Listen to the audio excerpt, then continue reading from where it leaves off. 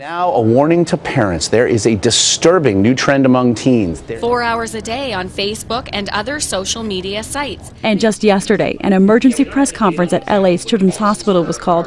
Say they will. So does this so-called Generation Z have unrealistic expectations? He asked naively. They're teens, some call them thugs. They've invaded and taken over this gas station. Our survey revealed 70% of today's teens cheat, and they're using their cell phones to do it. Destroying my store, destroying my business. My solution is shut it down. I wouldn't care.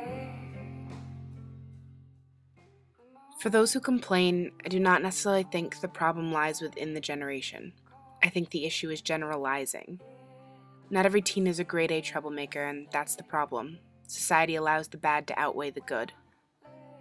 But we are not all bad. We are not all lazy. And we are not all that different from those before us. This is our generation.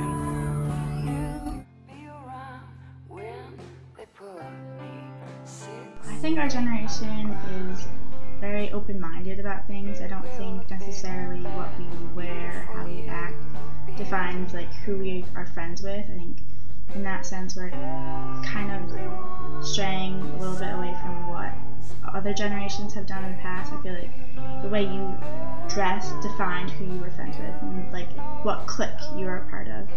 I'm sure cliques still exist today, but not necessarily in the way that like old movies like Grease kind of, I don't know, just displayed things. But I think, I mean, overall everyone can act a little, you know, I don't know, outlandish sometimes, very, you know, just how our generation is. But I think we're a good group of kids.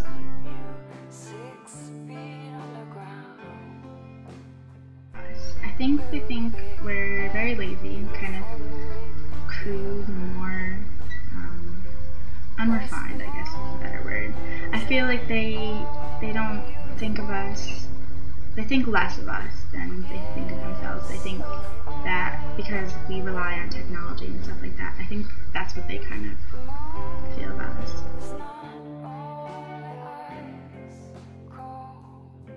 I really admire your generation. Like every group of young kids, you have a lot of similarities to my generation, but you do have some differences that can't be ignored. The fact that you have to be technology savvy, the fact that you have to balance a very demanding high school schedule, balance that with community service, sports, family time. It's amazing that you can do it all. I think you're under a lot of pressure. I'd like to see you have some more kid time. That balancing act is a difficult one. You're impressive.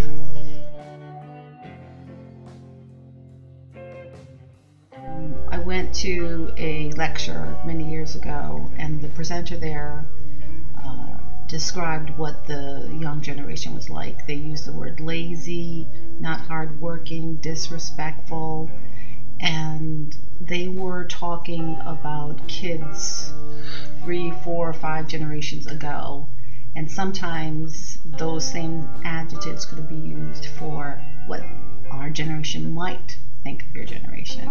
So I just think life is cyclical. The older generation thinks that the younger ones might not be as hardworking. However, as Cyrita said earlier, if you're involved with your kids and they're active in the school, community service, sports, you know that they're working really hard, and that they're just trying to blend some of their fun time with all their responsibilities, like my generation did back then and the future generation will do. Life is cyclical. I think that older generations don't really have that much trust in us, but it's really confusing because part of them does really trust us, but part of them think that we're like generally bad kids and we all do drugs and alcohol, but we don't. But I think that they also see us as very smart people.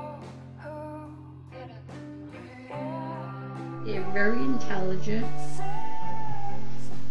very sociable, Easy to know. Every generation has its slackers and successors, its racket called music and inappropriate dancing. Once upon a time, being able to see a woman's ankles meant her dress was too revealing, and wearing a leather jacket made you a rebel. Cultural differences between teenagers and their parents have existed for decades. I mean, we all know that when our parents are yelling at us, or scolding us, or grounding us, we think, I am never going to treat my kid like this.